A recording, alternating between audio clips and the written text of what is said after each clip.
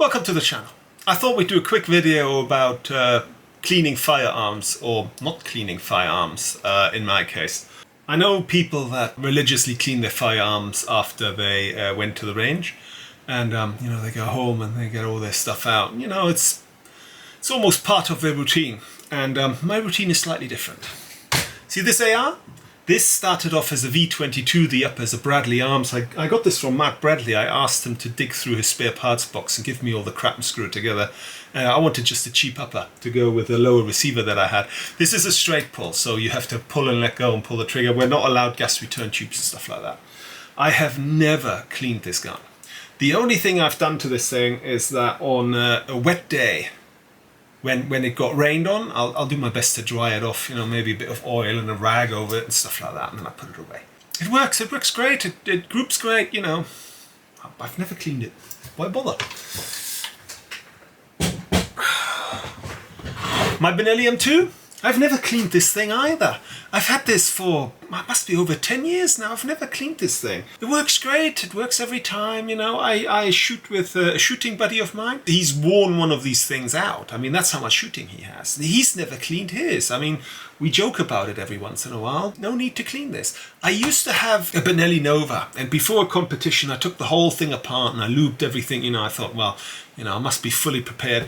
And all that happened is I got a whole bunch of light strikes because I had lubed the firing pin, and it was just enough to take enough force out of it that instead of getting ignition, I got light strikes. So I cleaned my gun, and after that, it didn't work anymore. Now, there's a fetishization in shooting that if you love guns, I'm a sports shooter, I love my guns. I spend thousands of pounds on my guns, and therefore I must look after them, and I must show my guns how much I love them. And all of a sudden the cleaning kits come out. And you think you're doing something good, but that's not necessarily true. Especially these bore snakes, when you see people pulling them out of their guns, and instead of going straight up, they pull them out at an angle like this, and you kind of think, oh my lord, just imagine that poor crown being scratched and slowly being wound away every time this bore snake gets pulled through at an angle. It's mad. Or there's really aggressive chemicals and what have you not.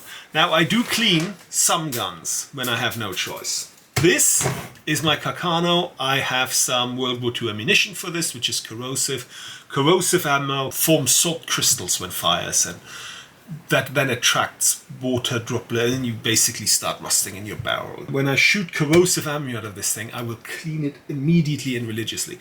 I once bought a Russian Capture Car 98 with a little X on it. It was dirt cheap. I think I paid like 200 for it. They were really cheap when they first got released en masse. I shot corrosive through that thing, and I couldn't be bothered. I got home, I had better things to do. I locked it away, and when I came back to it 2 days later, the barrel was already pitted. So you really, really have to be on top. And if I shoot corrosive with this, I put a combination of water and a thin oil down the barrel, and then I use flanneline, and I get everything out, religiously, and lots of liquid to try and get the salts out. And then when I'm done, I oil this. So if you shoot corrosive ammunition, you should clean. And the only other time I clean a gun is when I need to. And with a 260, I need to clean.